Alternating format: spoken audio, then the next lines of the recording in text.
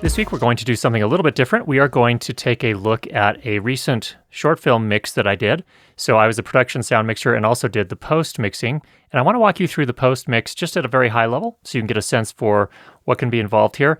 This is a 4-minute short film. If you have not seen it already, it's called Listen. It's posted over at the Uphill Cinema site. I'll put a link for this in the upper right-hand corner. If you have not seen it yet, please go check that out.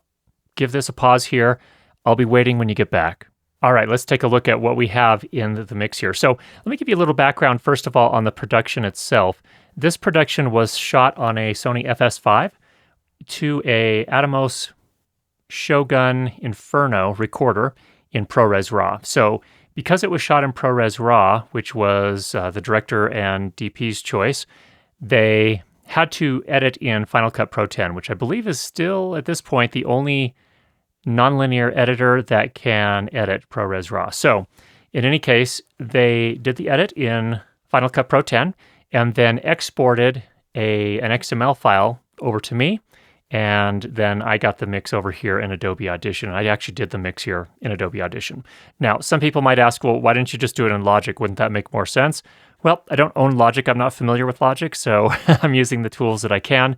That did mean that I had to do a little bit more cleanup work because Final Cut Pro 10 as a trackless editor kind of throws the audio all over the place. It's kind of chaos when you first bring it into Adobe Audition. So that's really going to be the first step, is cleaning everything up.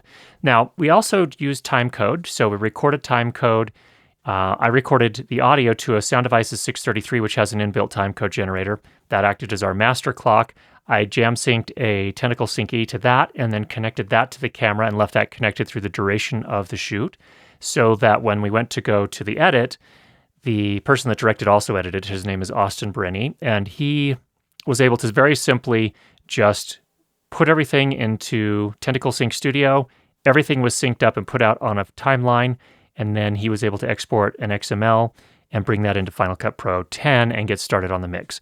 And he also did a lot of the work in terms of choosing which mic he wanted to use. So during production, we, of course, recorded with a boom microphone, which is a shotgun microphone, a DPA 4017B inside of a Rycote Cyclone to protect it from the wind. We also had a lavalier microphone on each of the talent. And who you're seeing here is a character whose name is Ty. And then over here, let's see if I can show you the other character. That's Jacoby. So they both had a lavalier microphone hidden underneath their shirts. In the case of in the case of Jacoby, he's wearing a DPA 4160 lavalier microphone, and we use the Audio Limited A10 wireless system to my Sound Devices 633. And then Ty was wearing a Countryman B6. And so that's kind of the background in terms of what we did during production. Let me just run through how I have things organized here. The editor and director sent me a very low resolution cut of the overall film, which we put up here on the very first track called the video reference. And Adobe Audition supports that, of course. And then, of course, we have all of our dialogue tracks here marked with DX. We have all of our sound effects and effects, variously called FX and SFX. And then we have our music, left and right channels down here. And then we have our kind of working tracks here. This is where I put the stuff that we didn't end up using. So this would be the alternative microphone for that particular line of dialogue. And you can see there's a ton of stuff down here that we didn't use, and a bunch of automation that the editor had originally put in place there. Then, of course, we have our master bus here. So the process of working through this can take a while, and I'm not going to bore you with all the gory details, but you can see here, for example, I have an alternative clip of audio. This was actually in the car. The car was actually a fairly straightforward scene. That's the very first scene where we have Jacoby in the car getting the call from Ty asking Jacoby if he could come visit him and just have a chat. And the way this one was actually mic'd was interesting. It was in a car, and I actually just put a lavalier microphone hidden up behind the sun visor and ran that cable down. It's actually running back across here, and then it goes down the column behind the seat, and the transmitter's back there, and then my sound bag is sitting in the back seat. The car was crammed. I couldn't actually ride in the car during the shooting of this scene because we had the director, the DP, in the car, and there just wasn't enough room. It's a pretty small car. And so I actually had to kind of cross my fingers and hope for the best here. And in the end, it came out pretty nicely. But we did have to apply some effects here to get the overall sound we wanted. You can see here we have Nectar 3, and we did some EQ, just a very simple EQ where we boosted the bass just a tiny bit, and we applied a pretty steep high-pass filter rolling off. And the reason for that, of course, is that the car is going to pick up all that sort of low-frequency rumble as it rolls along the street. And so that's what we did in that one. Pretty simple and pretty straightforward. We also, at the start of before the picture actually even comes up on screen, we did have this one sound effect from the phone. And let me just zoom in here a little bit so you can see it a little better. These were actually sound effects that we ended up recording ourselves. The director and editor, Austin, had actually put these into the original edit. He actually used a sample from a sound effects library. He didn't like the sound, though, from that the effects library, so I actually went and recorded this myself, and I literally sat in my car and had Austin text me a bunch of times. He wanted the buzzing sound from a phone, and so you can see it was actually 3 different buzzes that we actually kind of pieced together. So the actual tone that I was getting when I was recording in the car was a single bzzz, but what we did is we actually got a whole bunch of them in a row, and then I kind of pieced them together to make it sound like it was a phone ringing. And we did apply an EQ here as well. In this case, we wanted a little bit more high frequency. So again, this is where in mixing, you actually have to put all the sounds in context. And so the buzzing actually came through as a very, very low frequency kind of sound. It was kind of hard to hear. And he didn't want it to be overwhelming, but he did want it to be a little bit more present. And that's why we added this high shelf here and boosted it by a little over 8 decibels. And we actually ran that all the way back down to just over 1 kilohertz. So we really were trying to boost up those high frequencies as much as we could there. We also had the sound effect of Jacoby picking up his phone. Again, that was me recording that same thing in my car. And in that case, we used the Sound Devices 633 and a Schoeps CMC 641. So that's a super cardioid microphone. And that turned out pretty decently as well. All right, let's move down the mix here a little bit. All this is dialogue, again, all recorded with the lavalier hidden in the sun visor, which is just out of frame of the shot here. But again, worked pretty nicely in terms of picking up the overall sound. As the car drives into the park, we actually did record the sound of the car with a boom mic. So I'm standing right behind the camera operator, the DP, and sort of tracking the car with my shotgun microphone. So it's a very simple mono recording, nothing special there. We were keeping this one pretty simple. The turnaround time needed to be pretty quick, and so we didn't do any sort of stereo ambiances or anything like that in terms of recording. Then you can always add stereo effects in the mix here if you chose to do that. And again, this mix is pretty simple, pretty straightforward. All right, as we get to this point here, there are a couple of things here. We added some squeaking brakes. The director wanted some squeaking brakes to kind of sell the effect of these being an older car. These are college students, and they're supposed to be driving, cars that aren't super awesome because they don't have a ton of money. And the idea here is he wanted to kind of sell that effect a little bit more by adding a brake squeak. This one we actually used from a sound library, and it was actually open. I don't remember where it came from exactly. It was a free sound effect, and that one worked pretty well without a lot of problem. You can see here on almost every single clip that I have, we have these fade-ins and fade-outs. And you'll notice, too, that I do it in a very specific way. So when I apply the fade,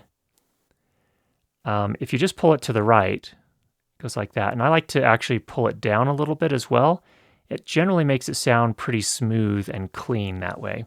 So it doesn't kind of jar into the scene, that particular sound effect. It kind of gently rolls it in. And you'll have to use your ears and play through it several times to kind of fine tune it. But you'll notice I have all those. And then here's some crossfades as well when I put, this was the car exterior sound. So this was, again, shotgun microphone recording each of those. All right, now this particular line of dialogue here, this is where Jacoby's in his car and says over to Ty, "You're still driving that thing?"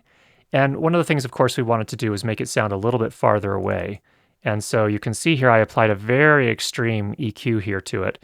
And I wanted to make it really kind of mid-range focus. So I rolled off some of the low frequencies and the high frequencies and kept it very middle because I wanted it to sound like it's a little bit far away and he's inside of his car. So our perspective, we're hearing just sort of this very kind of mid-rangey response. And so you can apply these effects both at the clip level and at the track level. And this one I applied just to this individual clip right here. Now here's where we have our first few lines of dialogue. They do their hug, their bro hug, and then they start talking. Now Jacoby's audio came out pretty nicely here. In a lot of cases, I think with Jacoby's here, we ended up using the boom mic. On Ty, we actually ended up using the lav mic. And part of that was because it ended up cutting better with the boom on Jacoby for those particular shots. So that's sometimes a factor in deciding which microphone to use. And the problem I ran into here and really struggled with, and I'm still not totally satisfied with the way it came out, but at the start of Ty's lines here, he sounds a little muffled. And I think that's because he's sort of looking down. And so we're getting a whole bunch of bass. And I tried to EQ that a little bit to kind of clean it up and make it a little bit more present. And that helped some. But if I could go back, I'd probably spend a little bit more time on that particular line. That's the one line that I think is a little bit muffled and a little bit difficult to hear. But again, Jacoby's lines came out beautifully with the shotgun mic. Now you'll notice here I also have this ambiance track here. One of the things that the director told me, Austin, was, hey, I don't want this to sound like it was recorded in a studio. And a lot of times what will happen is that relatively new directors or editors will be a little bit astonished when they first get the production audio. They'll be like, oh, wow, it sounds really clean. And obviously that's our goal is we want to capture clean production audio. But they were a little distressed, like, oh my gosh, it sounds too clean. Like it almost doesn't sound like they're at the park.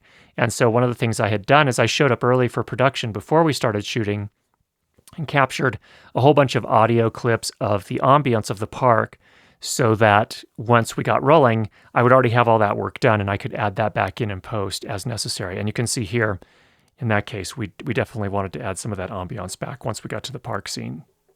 More of Ty's dialogue. At this point, he's looking up a little bit more, and so it sounded pretty good, and I didn't have to do nearly as much work there. You can see I did apply an overall parametric equalizer again, really kind of trying to pull down that muffled sound from his lavalier microphone. He's wearing the Countryman B6, and that one can sound a little bassy sometimes, but we really kind of rolled that off pretty extremely and really kind of used a high shelf here to kind of bring a little bit more sparkle to his voice and make it cut through in the mix a little better. All right, you can see here now our music has come in here. And the first thing I did is as the music came in, we were still in the midst of dialogue. In some cases, this is where the music's really, really low, so we automated it. You can see it's really low and we just barely start to bring it up there. But as we bring it up, let's see here. We'll get back to that a little bit later. But the idea here is that you may want to change the effects that you apply to that same clip differently throughout the course of the film. And we'll get to that in a little bit here. We do have the soccer effects. Again, we did show up early and capture a lot of those kind of ball kicks and the ball hitting the ground, the ball hitting, an arm or a chest, and all those different things. But what was interesting is I ended up using mostly the lavalier microphones that the actors were wearing while they were kicking the ball back and forth. And it actually ended up sounding, I think, more convincing because you also have the park ambiance in there. And it just sounded much better than I had expected. So we didn't end up using a lot of the effects that I had recorded prior to production that day. So we have all the kicks and there's some talking in there as well. It kind of sits down below the music a little bit, but it kind of sells this feeling of, hey, here's a friend listening to another friend who's kind of in a tough spot in his life. And it worked out pretty well on that front. Now you can see here I had to judiciously decide when the park ambience should be there and when it shouldn't. And in some cases it was getting to be too much based on the other clips I had going at the same time. So you can see here's a portion where I actually cut the ambiance out altogether. And then we go back into some more dialogue here.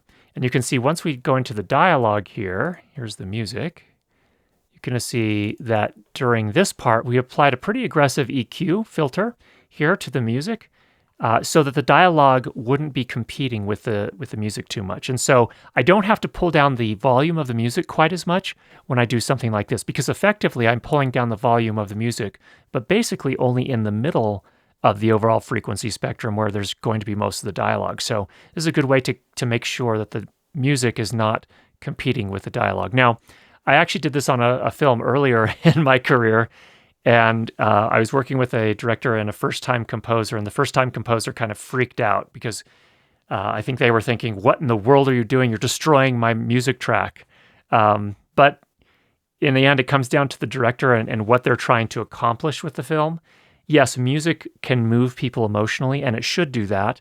But I think this first-time composer didn't realize that sometimes that meant that music, during dialogue at least, had to kind of take a back seat a little bit. It's still there selling the effect and kind of conveying the right feel, but it's not the full frequency spectrum, and that's okay. By the way, we also used, the track that we used here was a track from MusicBed, so it was a licensed track from MusicBed that worked out pretty nicely for our particular purposes. You can see here we automated the sound down quite a lot when it's a wide shot, obviously because they're farther away, and we didn't want them to sound like they were close. Pretty obvious stuff here. Then we have some more dialogue here. And here's their kind of park bench scene where they're talking.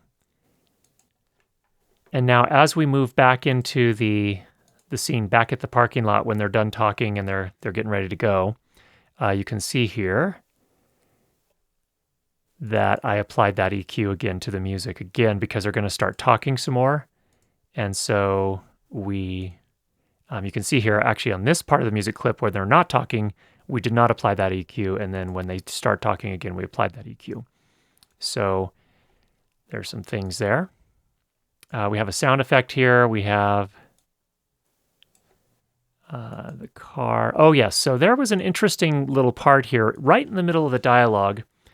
We did obviously multiple takes over each shoulder during the production. And then what happened was during the take that the director liked the most, the performance of Ty, there was this car that drove by the park. We didn't have any sort of special permits. We're just working in a public space, and this really, really loud car goes by, and I had to find a way to deal with that. And of course, I did some cleanup in Isotope RX. In fact, you might be able to see it here. Not as easy to see here, but in any case, I did do some cleanup in Isotope RX, but again, the car was so loud and so broad spectrum in terms of the overall frequencies that it was affecting that there wasn't a great way to completely remove it, and that would have resulted in too many artifacts and a really strange sound. And so what we did instead is we actually added, when we made this cut, it became very obvious. So when Ty's talking, there's that revving car. As soon as you cut to Jacoby, that revving car is suddenly gone, because again, this was a separate take. And so we had to find some way to make that work. And here's a case where actually adding a somewhat potentially undesirable sound can actually help. And so what I did is I added this revving car sound and quickly faded it out.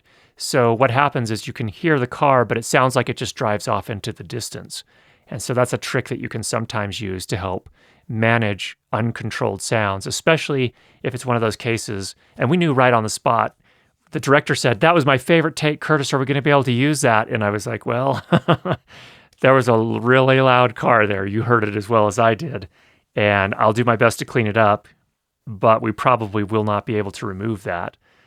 And he said, okay, well, let's see what we can do in post. So we made a calculated decision. It turns out it worked okay.